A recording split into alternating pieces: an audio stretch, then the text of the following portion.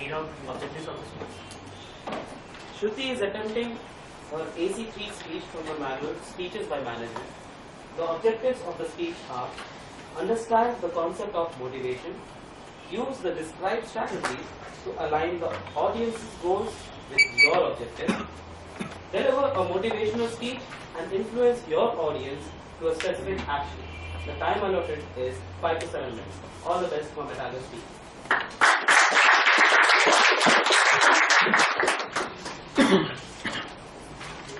At Toastmasters, we provide a mutually supportive and positive learning environment in which members are empowered to develop leadership and communication skills that results in greater self-confidence and growth.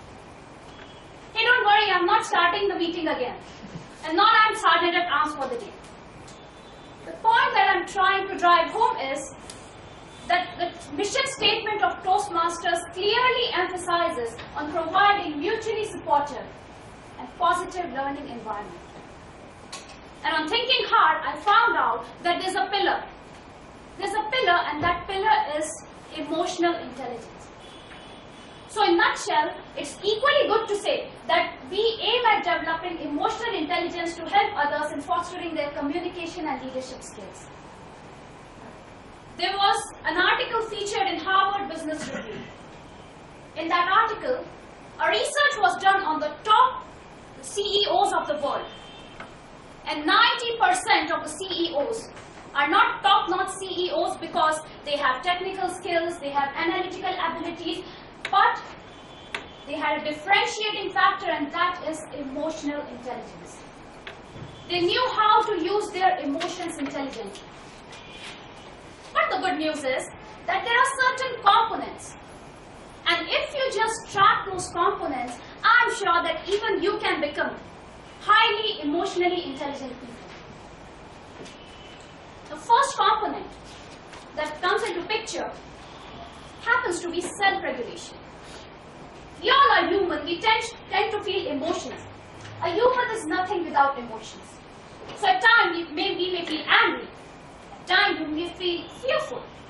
At times we are happy and elated.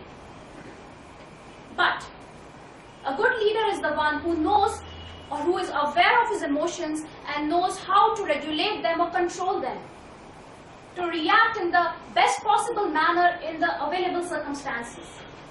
So that's about self-regulation, when you know how to control your emotions, to leverage them or to use them to make best use out of a situation.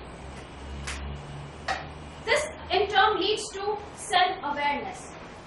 So emotionally intelligent person is aware of his self. He knows his strengths, his weakness. He knows that how to play down on his weakness to make best possible use of his strengths. And that in turn leads to a lot of self-improvement. Second component of an emotionally intelligent person is motivation. A person who is adaptable, who is ready to face challenges, who is flexible enough, makes it to the top. To prove my point, I want to share a small story with you. Again, this was featured in an article in the Harvard Business Review. Now, this is about a girl. Now, this girl was working in a department that involved a lot of reporting. And then what happened, suddenly company announced launch of a new software. And all the employees were baffled because it meant giving up old methods of working and adopting a totally new set of processes.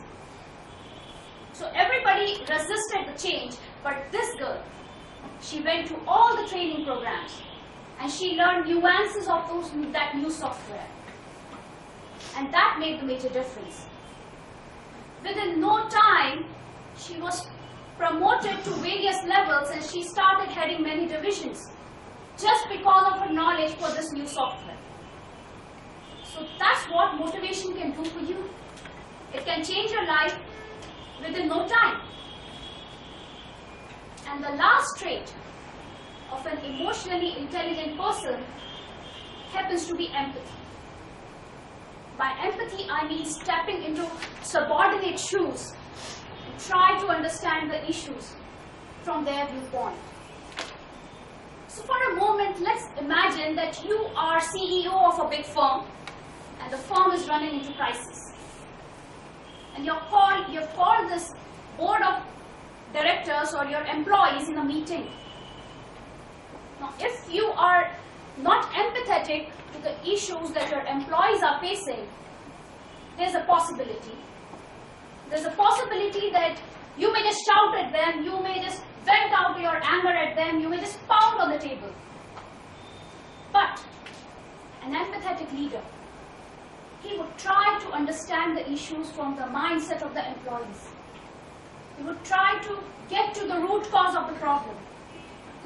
And that will make the major difference. And possibility is that most of the times, they would get to the root cause of the problem. Now, this in turn is related to another thing, and that is known as social skills. So leaders who are empathetic tend to have amazing social skills. They are the people who are good at forming business networks. They know that in today's world, where companies are rising and falling, inflation is fluctuating at the drop of the hat, when mergers and acquisitions are the name of the game. Their business relationship that they foster over the period of time would come to their help at any point of time. So these are the people whom bosses don't really like, because they are not found most of the time at their desks. They are found in the passageways, chit-chatting aimlessly with people who are just not related to their work. But they understand the value of human relationships, and they can use them at the time of crisis. So in the end, I would just like to say that there are three factors.